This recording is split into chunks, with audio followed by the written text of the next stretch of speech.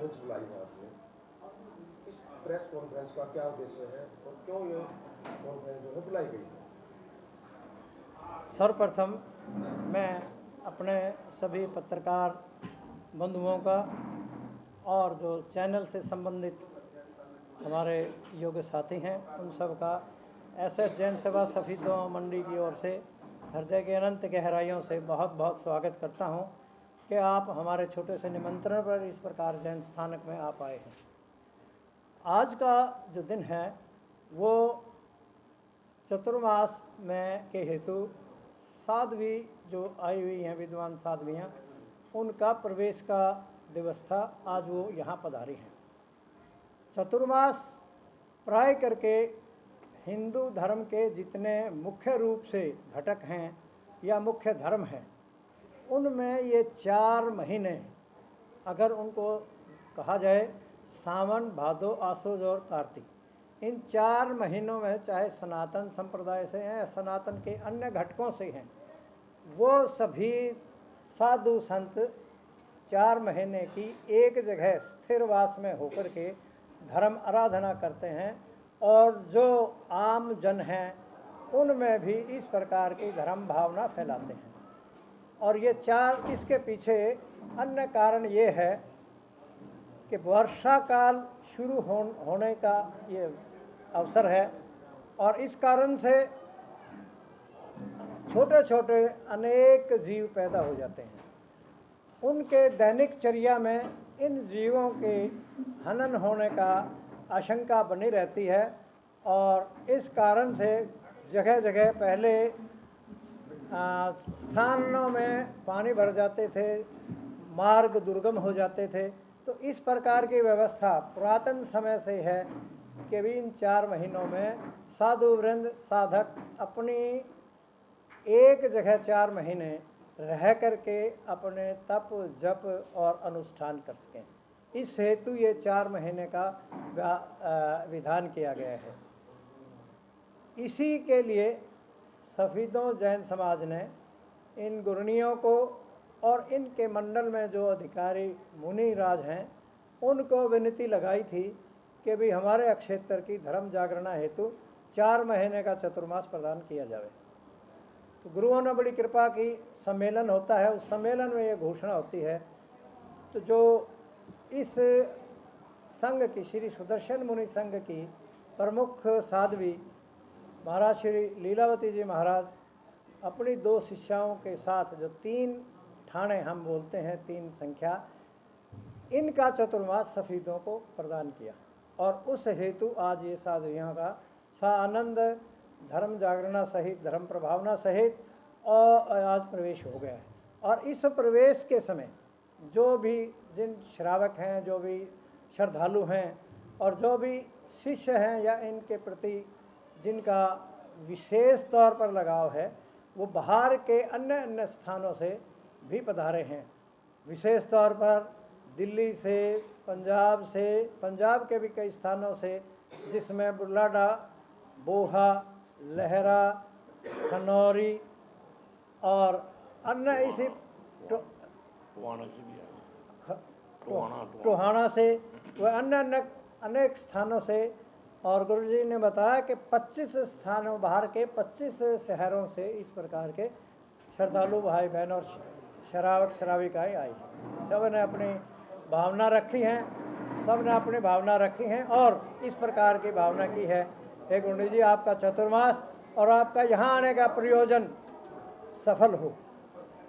और इसमें क्या होता है, इसमें जैसे कल सुबह से ही व्याख्यान प्रवचन की माला शुरू हो रही है। 8 से 9 बजे तक का सत्संग प्रवचन रहेगा और सत्संग प्रवचन में भगवान महावीर द्वारा फरमाए गए या उनके द्वारा सिद्धांत जो प्रतिपादित है या अन्य तीर्थंकरों द्वारा जो सिद्धांत नियम प्रतिपादित हैं, उनकी विवेचना सहित व्याख्या एक एक क्रमशः उनके लिए लिया जाएगा और इस प्रकार के धर्म ध्यान और प्रवचन होंगे।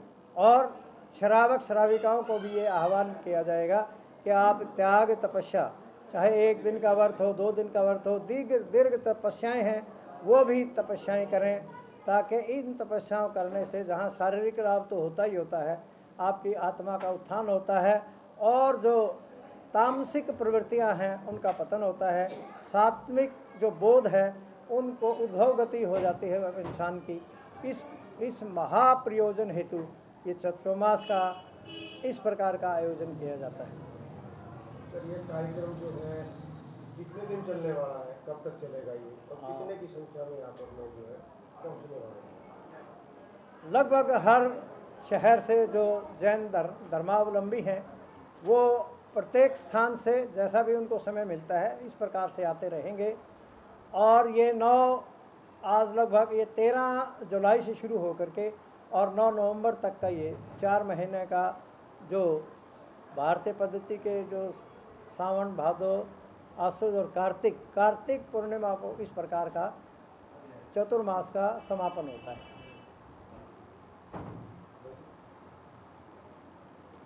रमेश जी हैं विवेश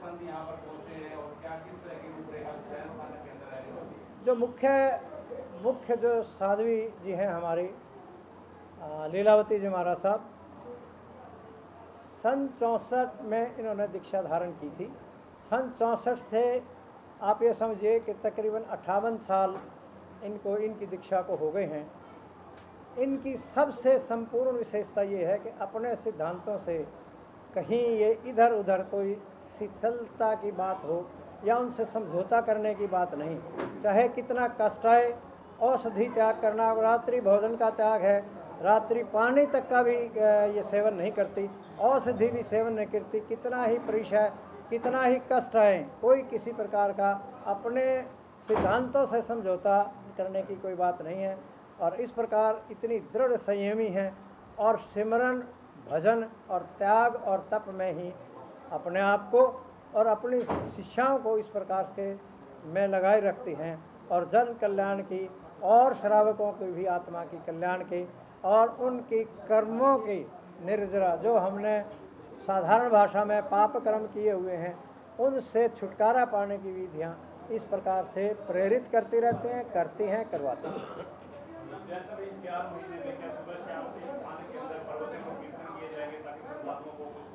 स्थानक में सवेरे 8 बजे से लेकर प्राय 9 बजे तक 1 घंटे का कथा प्रवचन रहेगा। दिन में भी जिस किसी को भी कोई अपनी शंका समाधान, धार्मिक किस प्रकार से कोई पूछना है, सीखना है, इस प्रकार के आयोजन दिन में भी साध्वी जी हमेशा तत्पर इस बात की रहेंगी। और सूर्यास्त के बाद केवल महिलाएं ही गुरु जी के पास आ सकेंगी। पुरुष वर्ग जो है सूर्योदय से पहले और सूर्यास्त के बाद गुरु जी के सानिध्य में नहीं जा सकते। इन 4 महीनों के दौरान एसएस जैन सभा का क्या रूपरेखा है? एसएस जैन सभा सर्वप्रथम तो जिस प्रकार का भी आयोजन, जिस प्रकार का भी कार्यक्रम गुरु जी महाराज देंगे उनको पूरा करने का प्रयास रहेगा।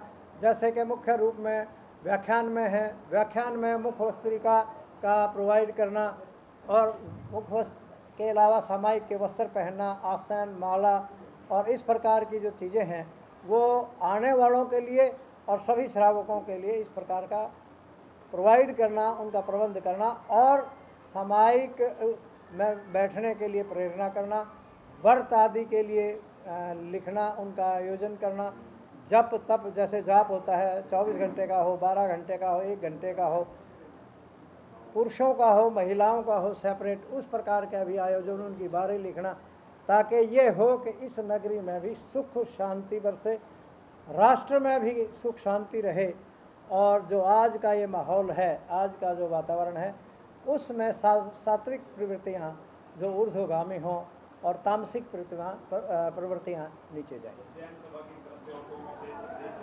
जैन सभा की तरफ से ये है कि सबको निमंत्रण है कृपा कथा में, प्रवचन में आएँ। जिसको भी जिस प्रकार का भी कोई हमारे से कोई किताब, पुस्तिका या अन्य कोई चीज़ जो भी उनको पूछना हो, किताब लेनी हो या कोई अन्य सामान लेना हो, तो आप समाज के किसी भी पदाधिकारी या समाज के किसी भी सदस्य से आप बात कर सकते हैं, वो आपको प्रोवाइड की जाएंगी।